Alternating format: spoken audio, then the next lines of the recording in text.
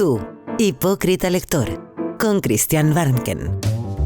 Un podcast original de Radio Pauta 100.5. Bienvenida, bienvenido, hipócrita lector. Este es el podcast Tu hipócrita lector. Soy Christian Barnken. Estamos grabando en Radio Pauta este podcast. Y como ustedes saben, el título del podcast tiene que ver con un poema que está al comienzo de Las Flores del Mal, el poema Al Lector. Después de enumerar los pecados, los abismos del alma humana, los tormentos interiores del ser humano, de sí mismo, también Baudelaire se da como una vuelta y señala con el dedo al lector y le habla del tedio como el peor de todos los monstruos que afectan al ser humano. Y le dice: tú lo conoces bien a este monstruo delicado.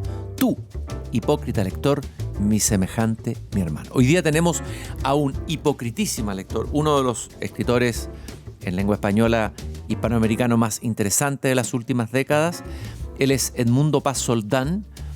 Él nació en Cochabamba, Bolivia, vive actualmente en Nueva York, es profesor de literatura en la Universidad de Cornell, tiene un doctorado en literatura hispánica en la Universidad de California y tiene una variedad de libros de cuentos, novelas, ensayos, Norte, Los vivos, los muertos, El delirio de Turing, de los que me acuerdo, Río fugitivo, etc. Y hoy día lo vamos a conocer como lector.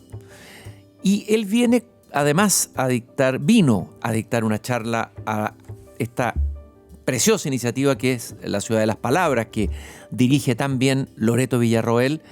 Y ahí en el campus Lo Contador, él hizo una ponencia, una charla sobre cómo construir una ciudad en la Amazonía. Ciudad imaginaria o real, le vamos a preguntar a Edmundo. Edmundo, un gusto de tenerte aquí en Tu hipócrita lector. Encantado de estar aquí, Cristian. Muchísimas gracias por la invitación. Vamos a partir primero, a ver, Cochabamba. Tu infancia la pasaste, sí, tus primeros años ahí. ¿Hasta qué edad? Hasta los 17. Hasta los 17. Cuéntanos cómo es Cochabamba. Bueno, Cochabamba es una ciudad de en ese entonces debía tener 500.000 habitantes. Ahora es una ciudad probablemente ha duplicado la cantidad de habitantes. Es una ciudad muy rodeada por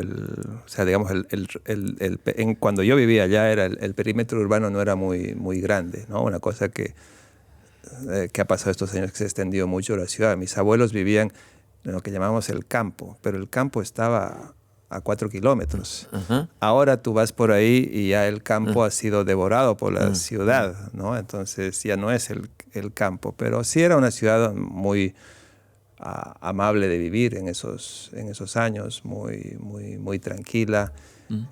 Tengo muy lindo recuerdo. Cochabamba tiene fama de ser como un lugar es el lugar con mejor clima de Bolivia y con mejor comida.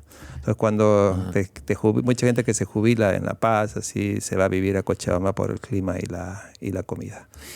¿Y los libros? ¿Qué pasaba con los libros en tu entorno familiar? ¿Quién era lector ahí? Entiendo que tu padre era lector de novelas policiales, vamos a hablar de él. ¿Tu madre?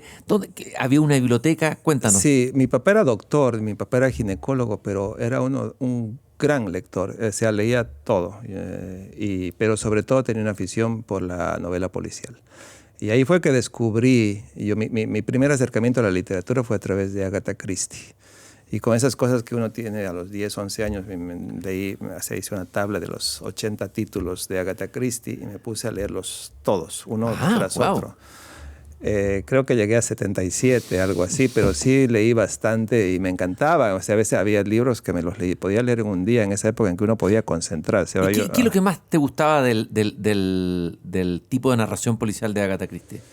Era el tipo del policial inglés tradicional, que era una cuestión muy cerebral. O sea, había un crimen, pero el crimen casi como una especie de juego de salón, ¿no? De bellas artes, antes de que llegara la novela negra norteamericana.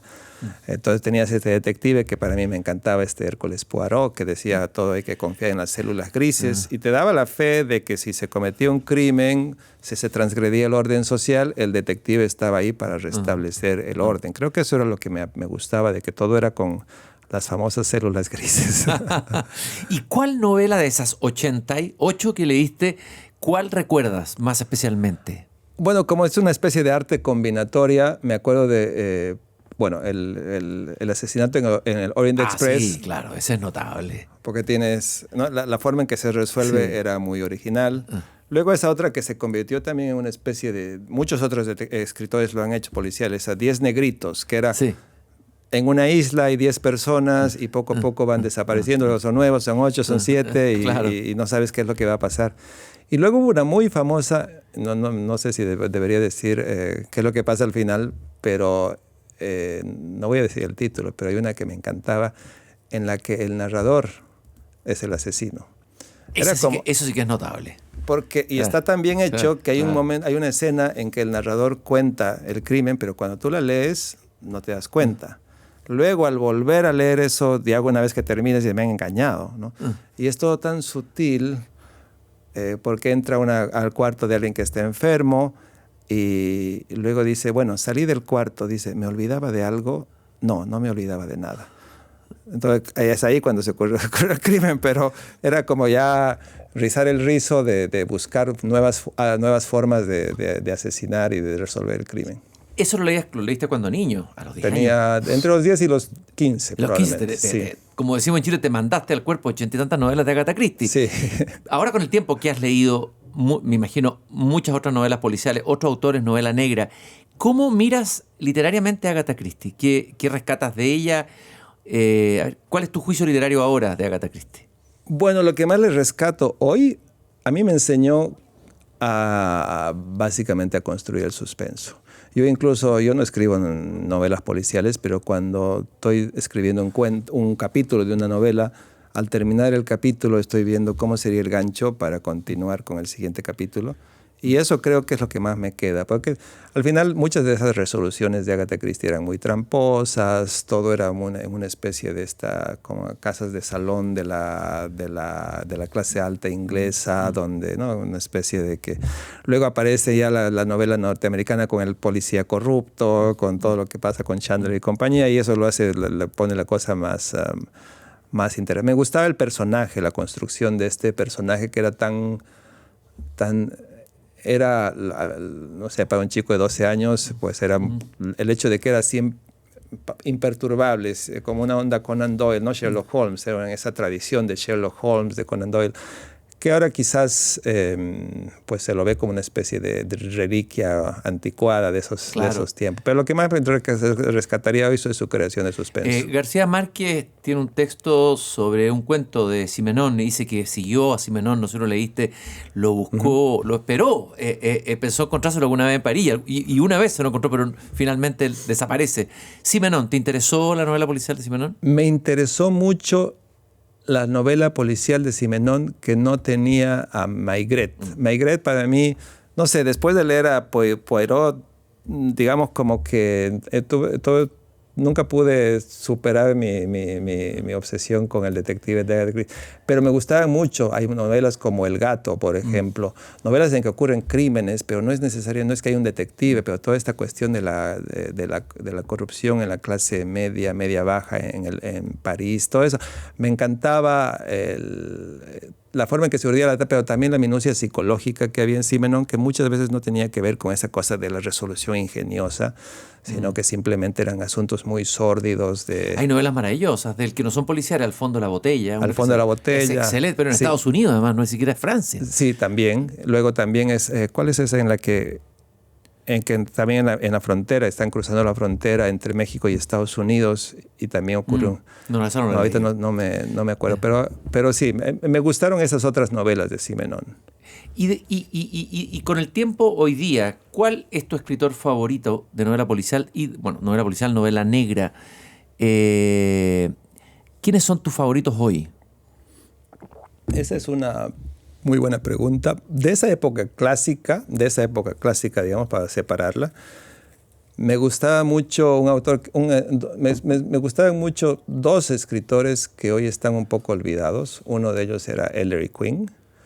Ellery Queen tenía también esta cosa de la resolución intelectual del crimen que me atraía mucho, porque llegaba un momento en que él decía, de pronto la novela se detenía y decía, bueno, ahora, querido lector, tú sabes tanto como el detective, entonces antes de continuar, aventura tu solución. Entonces era siempre como tenía este desafío que a mí me gustaba mucho intentar resolver. De la siguiente época, digamos, a mí probablemente el que más me ha gustado es Chandler. Chandler es un maestro. Chandler. El largo adiós me parece, porque yo siento que muchas, y lo digo esto con cariño porque yo soy un gran lector de género, hay muchas novelas de género, tanto en policial, de ciencia ficción, que no trascienden el género, lo cual no necesariamente está mal, simplemente lo digo así. Pero para mí El largo adiós es gran literatura. ¿Y en qué trasciende el género esa novela?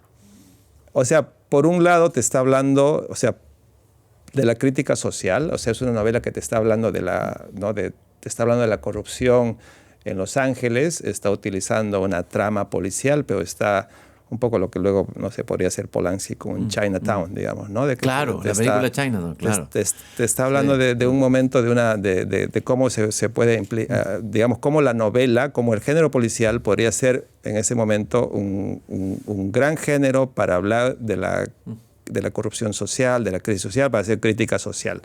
Me parece que, digamos, la novela policial norteamericana, la novela negra, también varias novelas de Simenon, si una cosa que hicieron fue hacer crecer al género para convertirlo en el gran registro de la crisis de la corrupción económica, de la corrupción social, y de hecho, pues en los últimos, creo que hasta un poquito antes en América, antes de la llegada de ahora que está más de moda el gótico y el horror, pues el policial era como para mí de los géneros populares el que mejor era capaz de registrar toda la cuestión de la crítica social de las... ¿Y hay algún novelista hoy de novela negra o novela policial que esté reflejando nuestra sociedad que te parezca interesante?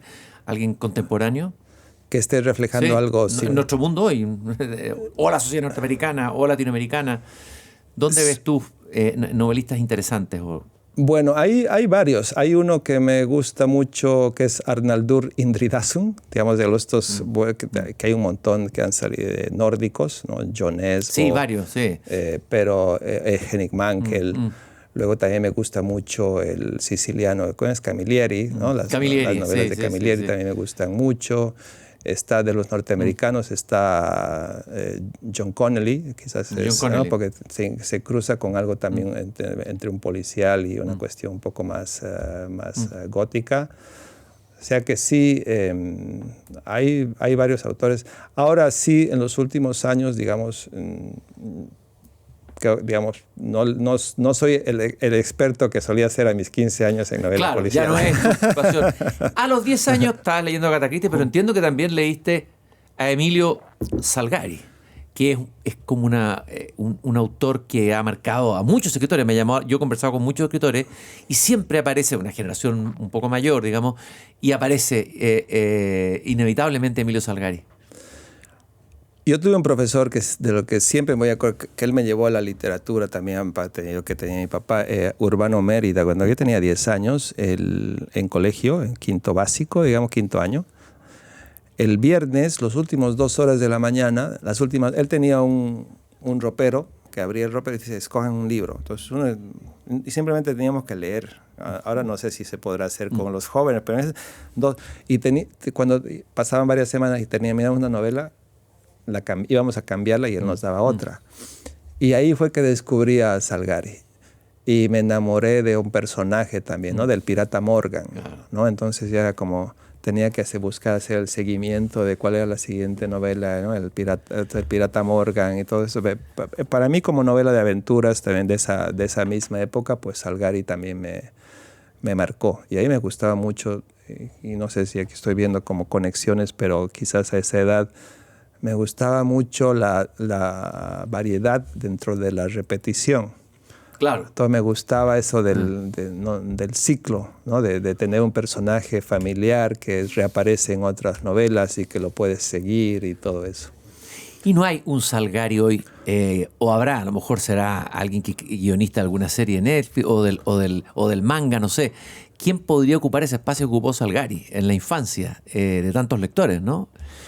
Yo creo que, bueno, ahora hay un tipo de novela que recupera, bueno, no sé exacto, pero no es tanto la novela de aventuras o para lo que leen los jóvenes, lo que yo veo con mis hijos, es más la cuestión de la novela de fantasía, ¿no? La novela onda, me acuerdo que mis hijos pasaron por nunca los vi así tan enganchados como con Harry Potter. Y también vamos a seguir el ciclo de las 7 novelas cuando salga y cómo va creciendo en este internado año tras año. Y después de eso han habido varias como réplicas editoriales ya que han tratado de buscar ¿no? de este tipo de fantasía. Y ahora acabo de estar en la Feria del Libro de Nueva York, de Buenos Aires, y me ha impresionado las colas que había de adolescentes con escritoras que yo no conocía, pero es casi como un nuevo género, ¿no? Es un nuevo que se llama romantasy, que mezcla, ¿no? Es para los jóvenes, es algo que yo, digamos, mi generación ya no ha llegado, pero es mezclar romance y fantasía. Mira. Es una cosa gótica, entonces son historias de amor, pero es como alguien que se enamora del vampiro, como esa serie de la saga Crepúsculo. Como una cuestión. ¿Qué hay detrás de eso, crees tú? Porque la literatura, también los libros, digamos, nos pueden evadir, pero también revelan alguna preocupación o inconsciente de un momento, de un tiempo, una generación. Esta búsqueda de la fantasía hoy, en las nuevas generaciones, ¿qué crees tú que hay ahí? Bueno, me acuerdo con esto me interesó mucho en la época de Harry Potter, o de que, por ejemplo, por qué muchas de estas fantasías se convierten como en distopías, ¿no? De que como, por un lado, sientes que, pensando en distopías, sobre todo las fantasías, que ya son más ciencia ficción que fantasía, pero también han aparecido muchas sagas de ciencia ficción con ese modelo. Que es, por ejemplo, que ahorita mismo, los Juegos del Hambre. Esa es otra serie que ha sido muy popular, que también ahora ha salido una precuela que estaba rompiéndola en la Feria del Libro de Buenos Aires, y que incluso ha tenido buenas reseñas. Pero yo siento que, por un lado, hay una sensación de mi análisis, no sé si los adolescentes quizás se ríen, ¿no? De que no hay así una sensación de que se te ofrezca de que estemos yendo hacia un futuro mejor. Hay una sensación de que el futuro, pues todo termina, no puedes soñar en una utopía, sino todo termina en algo que nos estamos caminando a una serie o puede ser catástrofe climática. Yo veo a mi hijo de 17 años que quiere ser activista ambiental, o sea, chicos que están muy concientizados con la problemática tanto política, económica, ambiental del momento, y que como recurso, digamos, de fantasía, la fantasía es también entretenimiento y escapismo. Pero también es cuando lo que se imagina es la imposibilidad de imaginar un buen futuro, un futuro mejor. Eso era lo que yo pensé hace 10 años con Harry. Con esto de la romantasy, yo creo que a ese escapismo se une la posibilidad de un futuro mejor, pero ya no en lo colectivo, sino en que la posibilidad de que tú vas a poder conseguir una pareja. Porque son historias de amor que terminan con una especie de final amable dentro de un caos, de una fantasía. Qué curioso que el amor vuelva. De alguna manera es como el amor romántico que vuelve, el mito del amor romántico vuelve el mito del amor romántico. Yo creo que ahí comienza con la saga Crepúsculo, que con toda esta historia de vampiros, pero siempre ahí en esa saga, pero que tuvo mucho éxito con los adolescentes, es también que luego se comenzaron a escribir lo que se llaman las fanfics, que son ficciones de gente que escribe como copias de Crepúsculo y que luego se volvieron populares en internet, en la que todo tenía que girar en torno a este personaje que es el vampiro, y del cual las adolescentes se enamoraban, ¿no? Era como una cosa un poco rara también, si lo piensas, de enamorarse del vampiro, que es el que te va... Claro que sí. Claro que sí. Pero yo creo que va por ahí, aunque obviamente tendría yo que leer más romantasy, ponerme a leer romantasy para hacer un mejor análisis. Bueno, y ahí está la película Nosferatu, la nueva versión que acaba de salir, que ha tenido tanto éxito. Bueno, algo está hablando de eso. Bueno, y tú te has interesado, en el género de la ciencia ficción, hablamos de la novela policial, ¿no es cierto?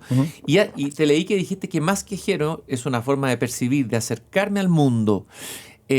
Hablamos de que la novela policial a veces desborda la novela policial, y en el caso de la ciencia ficción también. Hablemos un poco de tu acercamiento a la ciencia ficción. Tú leías ciencia ficción cuando niño, cuando joven. ¿Cuáles fueron los autores y cómo fuiste derivando a esta ciencia ficción escrita ya por ti, por decirlo de alguna manera? Quizás lo primero de ciencia ficción que leí fue Borges. Y Borges, claro.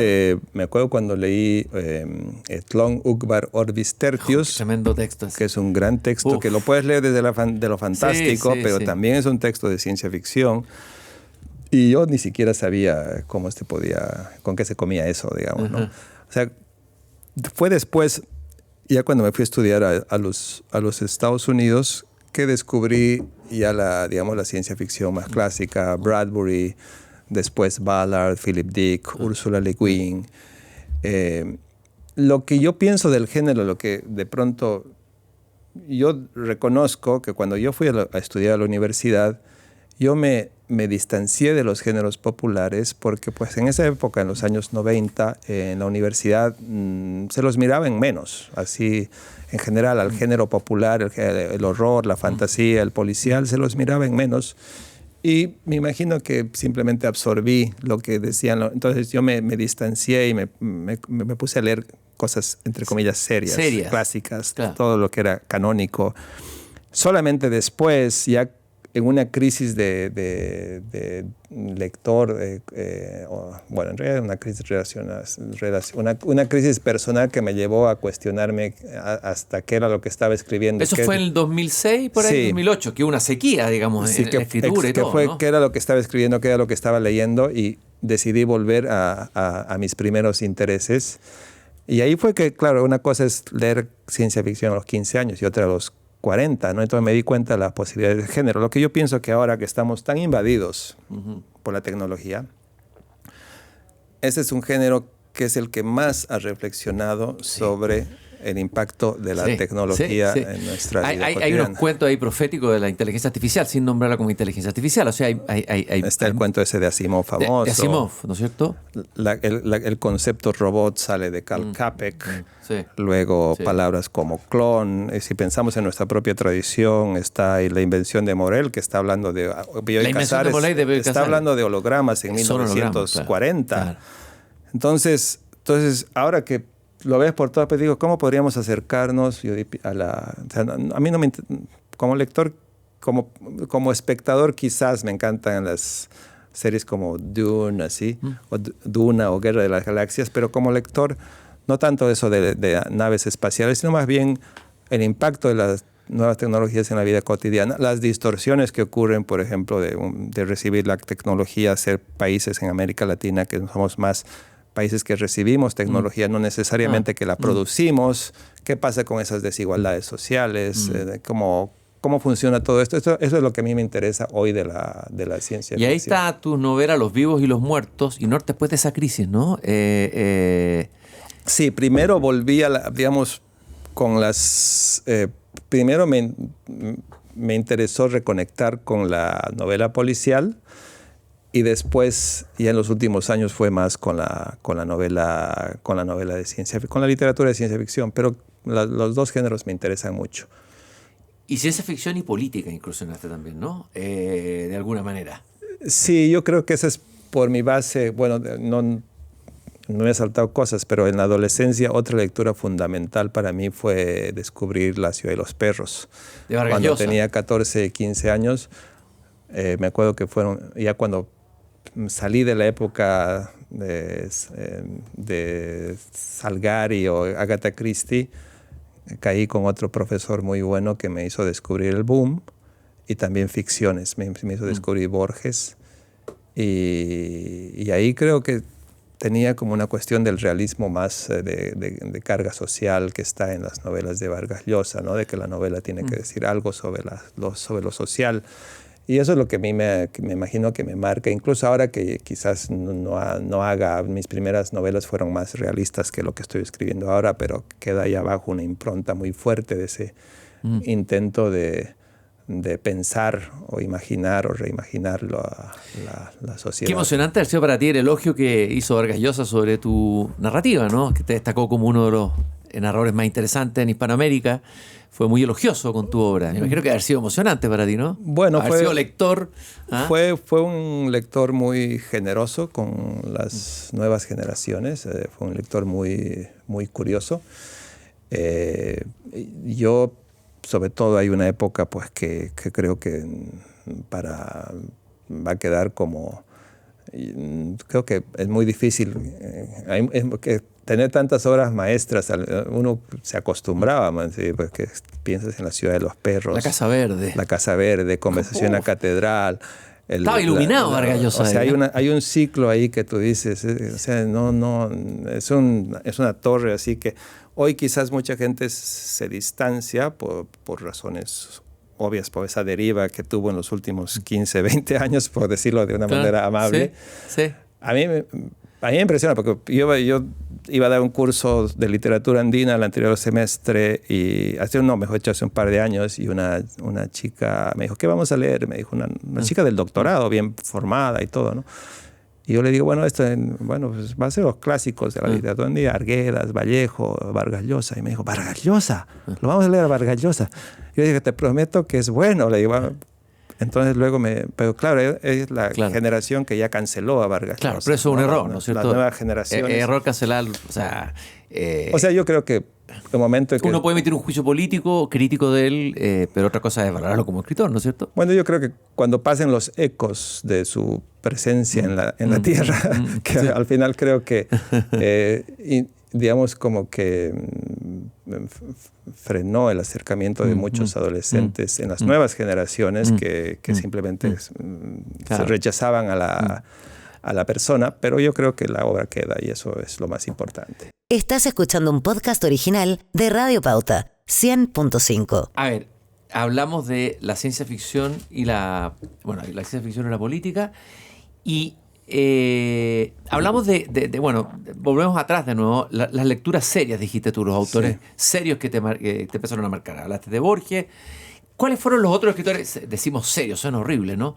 Uh-huh.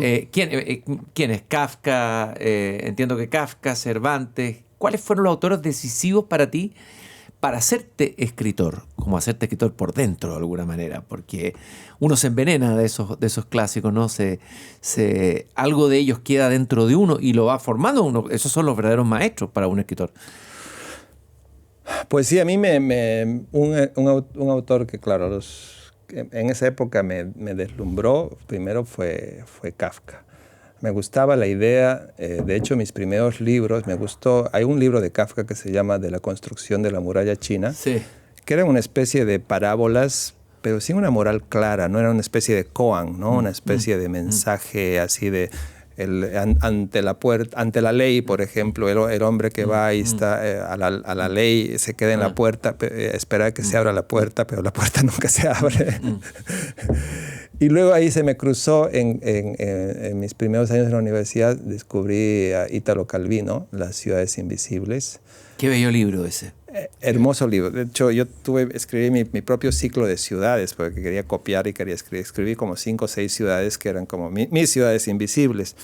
Pero los primeros 2 libros que tengo, que son de cuentos breves, eran como, no sé, quería escribir este cuento en esta onda de parábola sin moral clara, una parábola no religiosa, digamos, que era para mí el gran modelo. Para mí eran estas parábolas de Kafka. Uno siempre se acuerda de estos las grandes novelas de Kafka, pero esos relatos breves de la construcción de la muralla china, ¿no? Un artista del hambre, Josefina o la ciudad de los ratones, todos esos cuentos para mí fueron fundamentales. Pero Kafka fue profético. Yo creo que un escritor profético de nuestro mundo. Fue un adelantado y sigue siendo un adelantado. ¿Cierto que sí?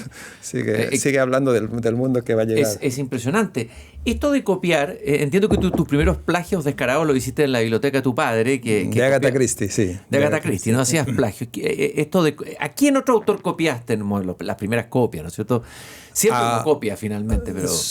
Copié a Conan Doyle, Agatha, Sherlock Holmes, cuentos. Y otros ya que eso ya un poco me da más vergüenza, pero bueno, claro, tuve también como muchos a mis 15, 16 años, mi época de poeta sin suerte, que vendía poemas a mis compañeros de curso y el modelo era un cruce de Benedetti con José Luis Perales. Qué mezcla. Eran unos poemas muy cursis. Que venía un compañero y me decía que iba a escribir un poema a mi novia, si me puedes un peso, me acuerdo que los vendía $1. Entonces yo le escribí un poema y esos poemas, pues para mi mala suerte los guardé, digo, porque de vez en cuando mi mujer, que se quiere hacer la burla, y dice, vamos a leer los poemas. O sea, inclusión en la cursilería también es necesario, hay que pasar por ahí. Creo que son etapas, ¿no? Hace poco estuvo Martín Caparrós en Cornell, estuvo una semana y hablamos de eso, de justamente primeras lecturas. Y claro, me decía que él le sacaba una cosa mucho más sombría de esa época de la poesía, que era la poesía de Almafuerte, una poesía... Yo decía, no, pues lo mío era mucho más cursi, ¿no? Lo de él era una cosa así... ¿Y la poesía, eres lector de poesía o has sido lector? Sí, soy lector de poesía y me encantaría incorporarla, o sea, trato de incorporarla en la misma escritura. En la escritura. Soy ahora más lector de poesía de lo que era hace... Yo tuve una larga época, quizás, no sé si es la edad, tú piensas, en los últimos 15 años, que hubo una época en que solo leía novelas y cuentos, solo leía narrativa. Y si me fijo, por ejemplo, en los últimos 10 años, o lo que he estado consiguiendo en la Feria del Libro en Buenos Aires, qué sé yo, leo mucho más ensayo que antes.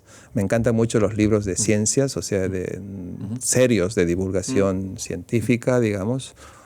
Y también me gusta como mucho material para posibles novelas, ¿cierto? Sí, sobre todo, por ejemplo, ahora las últimas novelas que me han interesado mucho la cuestión ambiental. Entonces he estado leyendo muchas cosas de crítica ambiental como insumo, como también como base para intentar entender nuestra crisis contemporánea. Y los poetas que has ido descubriendo ahora y que alguna vez tú piensas que pueden estar también influyendo indirectamente en tu escritura, ¿cuáles han sido? Quizás el más importante, curiosamente, digamos, para la última novela, que es una novela que se llama Área Protegida, que está ambientada en el Amazonas. Vamos a hablar de ella, sí.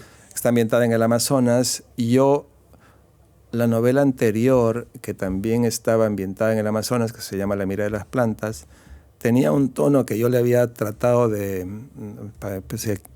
¿Quién me podría ayudar a narrar el Amazonas, la selva? Y esa primera novela fue sobre todo La vorágine. Fue de José Eustacio Rivera. José Eustacio Rivera. Entonces estaba novela buscando... que ya no se lee, ¿eh? O sea, no se lee, digamos, masivamente.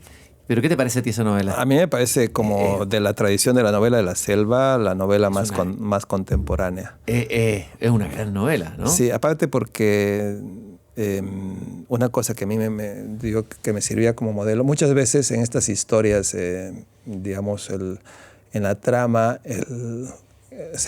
los escritores se interesan mucho por el drama humano y la selva, bueno, en general el paisaje es simplemente un telón de fondo, un background, y lo que hace José Eustacio Rivera en La vorágine es convertir a la selva en agente, en personaje. Por un lado está el poeta que se está volviendo loco ahí, Cova, y comienza incluso a hablar con la selva, escucha el viento y piensa que la selva le está hablando, entonces está dialogando con la selva.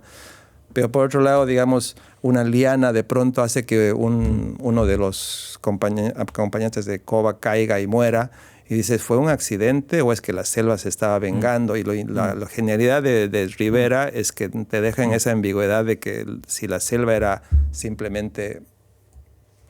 fue eso, que ocurrían accidentes o la selva estaba actuando. Para la nueva novela, entonces, cuando comencé a escribir, sentía que estaba copiando la anterior. Decía, ¿cómo hago para entrar a este Amazonas de otra manera? Entonces me puse a leer otras cosas y descubrí un poeta del modernismo brasileño, buenísimo, que se llama Raúl Bopp, con 2 P's al final. Tiene un poema largo que se llama Cobra Norato, que tiene que ver con las tradiciones del Alto Amazonas, pero también el tipo del fraseo, la forma lírica con la que describía el Amazonas, los modernistas Andrade y compañía, que eran los que pensaban, ¿no?, en esa su teoría de son ellos los que de verdad descubren el Amazonas para la literatura brasileña, en cuanto a que el país tiene que expandirse, entonces van a recuperar tradiciones, recuperar leyendas, y esas leyendas pues las van a incorporar en su obra. Eso es lo que hace Raúl, hace Bob con Cobra Norato. Y lo que yo hice fue copiar el poema, o sea, las frases del poema dentro de mi escritura, porque me encantaba, entonces me lo voy a... Entonces poco a poco luego en las siguientes versiones lo que hacía fue iba modificando ya para ir apropiándola con mi propia escritura, pero ya me daba un punto de partida de cómo podría narrar, con qué poesía narrar este Amazonas. Y luego, claro, tenía tanto miedo de haberme olvidado de alguna frase de Bob que haya quedado íntegra y que me acusen de plagio. Dije, esto no es intertextualidad, esto es plagio. Entonces ahí puse los agradecimientos. ¿Pero es plagio eso? No sería plagio, ¿no? En literatura ha ocurrido tanto. Todos los escritores son ladrones de fuego, ¿no? Sí, no sería plagio, pero es bueno reconocer que está ahí Raúl Bob, que me ayudó mucho a escribir esta novela. ¿Cuáles son para ti las novelas más potentes y fundamentales de selva en Latinoamérica? Bueno, obviamente acá. La Vorágine dijimos una. Los Pasos Perdidos. Eso es una maravilla. Los Pasos Perdidos es una maravilla. De Alejo Carpentier. Que ahí está, es un autor que hoy no se está leyendo. No se lee Alejo Carpentier, es un gran escritor. Y a mí, por ejemplo, yo enseñaba mucho El reino de este mundo, y no Precioso sé si libro. Las nuevas generaciones Precioso libro. Tienen problemas con el barroquismo del lenguaje, que ni qué decirle Sama Lima, pero sufren mucho con Carpentier. Yo entendería Rezama Lima, pero Carpentier... Sí, para mí El reino de este mundo es una maravilla. Es un poema en prosa. Es una joya ese libro. Los Pasos Perdidos. Después obviamente está La Vorágine. Y La Casa Verde. La Casa Verde. Para mí esa es la gran trilogía de novelas. Para que quiera entrar en la selva. De la selva. Pero tú llegaste a la selva no solamente por la literatura, sino que llevaste a la Amazonía, porque tú hiciste un viaje, o has hecho varios viajes, ¿no? Sí. ¿Y qué te pasó con la Amazonía? Que te conquista de alguna manera, te atrapa tu interés en ficcionar ahí. Hay las novelas La mirada de las plantas y Áreas protegidas, la última 2024. ¿Qué te pasó en la Amazonía? Yo creo que porque por un lado fue un descubrimiento tardío y fue una revelación, porque yo, digamos, en colegio, cuando yo me fui de Bolivia a los 17 años, entonces había en esa época, en los años 80, ya ha cambiado obviamente, en los años 80, en los años 70, se veía Bolivia como nosotros nos veíamos a nosotros mismos como un país andino.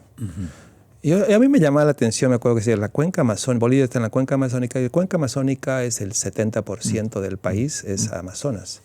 Pero como es una zona sobre todo despoblada, y porque sobre todo zonas del Beni y la selva, y por otro lado, aparte de la concentración de gente y está el poder político en La Paz, pues en nuestra propia autoimagen simplemente fue un país andino.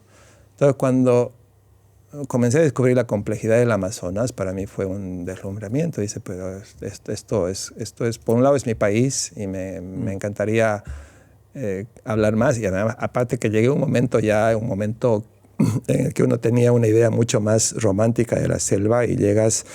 Y por ejemplo, yo para darte una idea, una pequeña anécdota que te cuenta toda la historia, pero cuando llegas ahí al Amazonas, en estos pueblos, en la frontera con el Brasil, y que, pero esta es una zona con tantos ríos, quiero comer buen pescado.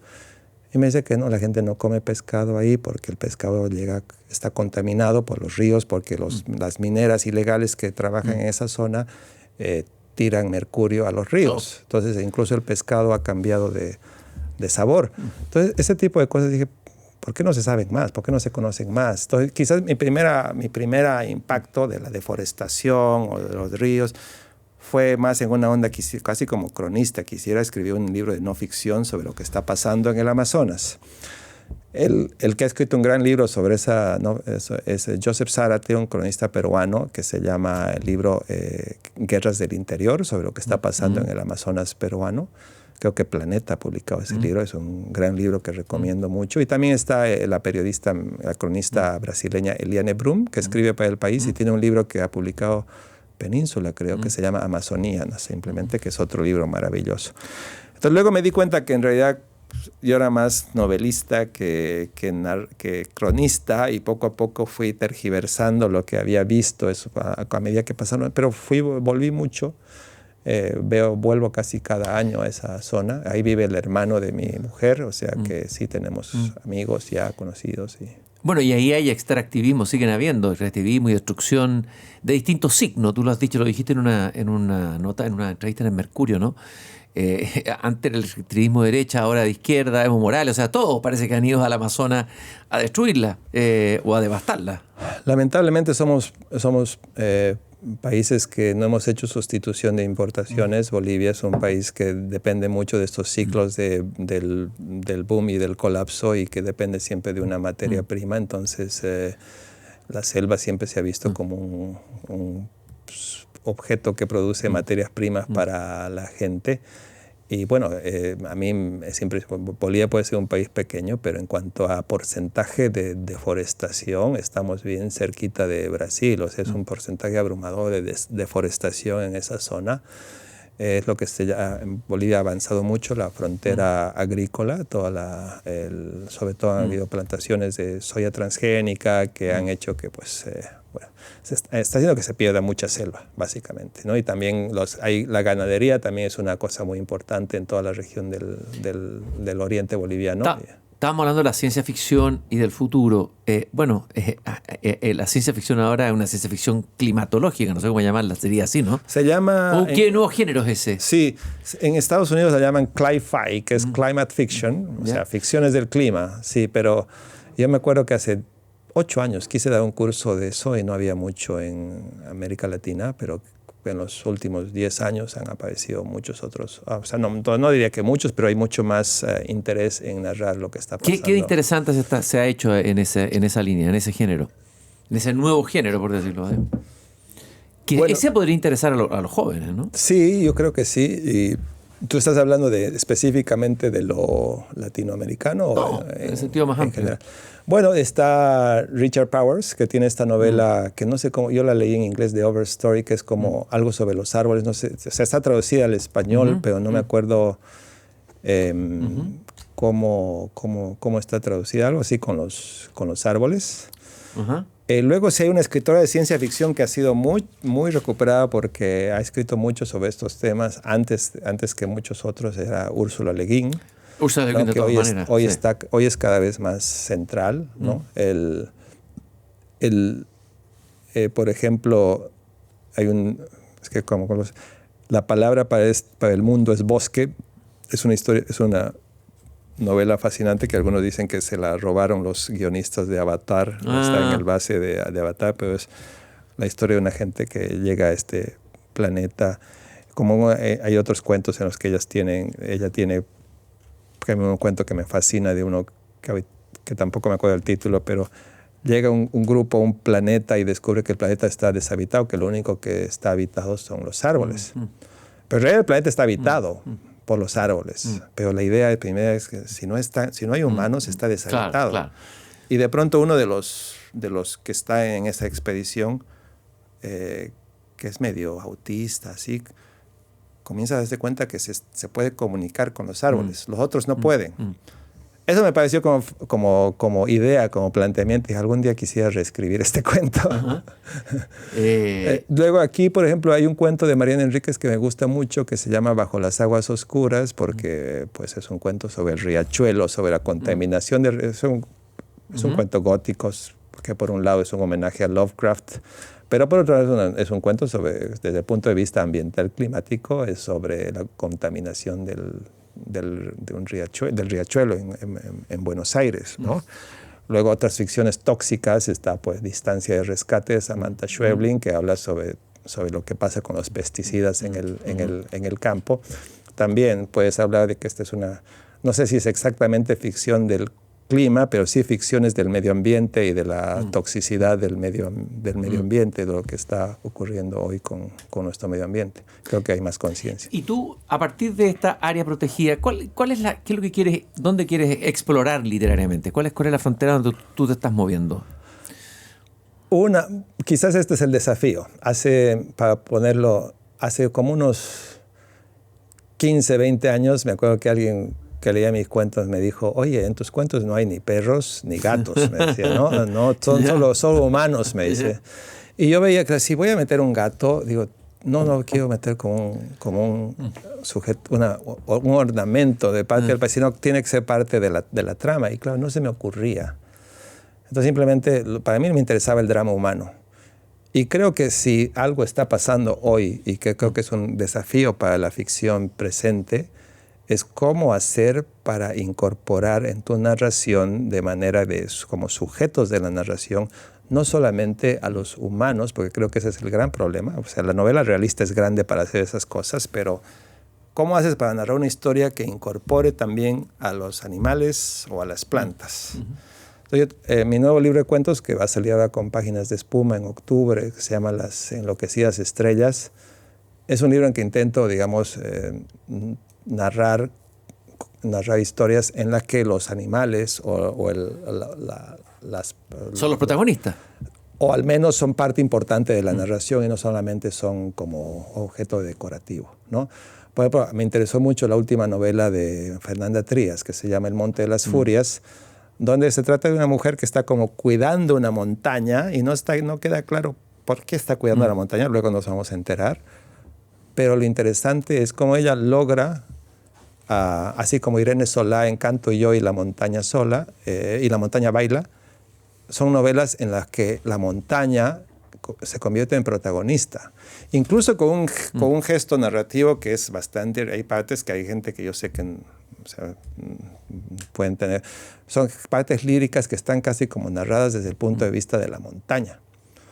Entonces, tú dices, bueno... Pero interesantísimo. Es interesante porque al final, bueno, puede haber toda una discusión académica acerca de si eso no sería volver al problema del antropoceno, por decirlo de una manera, de decir que todo está hecho a imagen y semejanza de los humanos y por lo tanto narrar una montaña es darle ideas, pensamientos humanos sería parte del problema.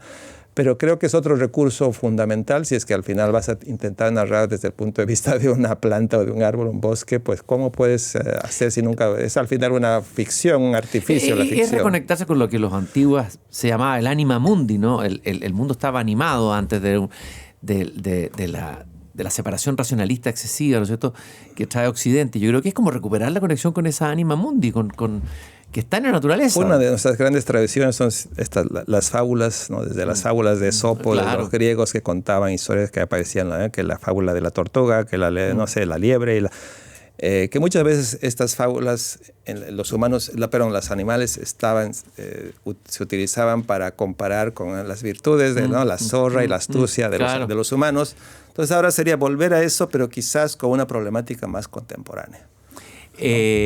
Por último, Edmundo, bueno, tú viniste a la Ciudad de las Palabras a hablar de cómo construir una ciudad en la Amazonía. Son ciudades imaginarias, ¿no es así? Sí. Ciudades tuyas, por decirlo así. Sí, a partir de la experiencia personal, digamos, estas dos novelas son dos ciudades que son diferentes, pero la segunda, por ejemplo, es una ciudad que se llama Villa Rosa. Una de mis visitas ahí a Cobija, que es el nombre de la ciudad a la que yo visito, nos quedamos como varados ahí porque hubo una inundación y los aviones durante una semana no podían aterrizar, las carreteras estaban intransitables. Y eso es uno de los problemas, de que debido al cambio climático, ahora los fenómenos tanto de sequía como de inundación son mucho más extremos que antes. Entonces, hay constantemente en la época de lluvias, ves, de pueblos que están totalmente devastados, hay pueblos que se están mudando de lugar en el Amazonas. Entonces ahí pensé cómo imaginar una novela en la que el problema principal es un pueblo en el que viven cerca de un río, se inunda constantemente y tienen que decidir si quedarse o cambiarse de lugar, digamos, ¿no? Entonces, para mí era como una especie de un desafío narrativo. Y como modelo me gustó mucho, hay un antropólogo brasileño, Fábio Zucker, que ha escrito sobre estos pueblos del Alto Amazonas brasileño, y hay un pueblo Amaná que sufre ese problema de que 6 meses al año la gente se desplaza en canoas. Qué impresionante. Y los otros 6 está seco. Entonces, esa es una gran idea para un cuento, para una novela. Tremenda idea, tremenda imagen. De ahí son un poco, en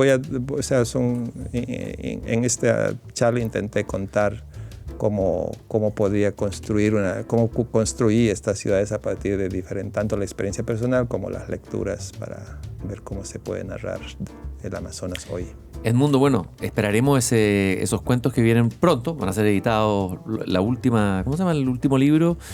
Las Enloquecidas Estrellas sale octubre, noviembre con Páginas de Espuma. Estaremos atentos, como siempre, a tu interesante producción narrativa, muy interesante todo lo que hemos conversado. Muchas gracias, Edmundo, por haber participado. Muchísimas gracias a ti, Cristian, ha sido un placer. Y nosotros, queridos hipócritas lectores, nos encontramos en el próximo podcast. Espero que lo hayan disfrutado como lo disfruté yo. Si quieren buscar los capítulos anteriores, pueden buscarlos en la página de Pauta, pauta.cl, o en Spotify. Y recuerden que los viernes a las 8 este podcast se estrena en Radio Pauta. Muchas gracias por habernos acompañado y hasta la próxima. Tú, hipócrita lector, con Christian Warnken. Un podcast original de Radio Pauta 100.5.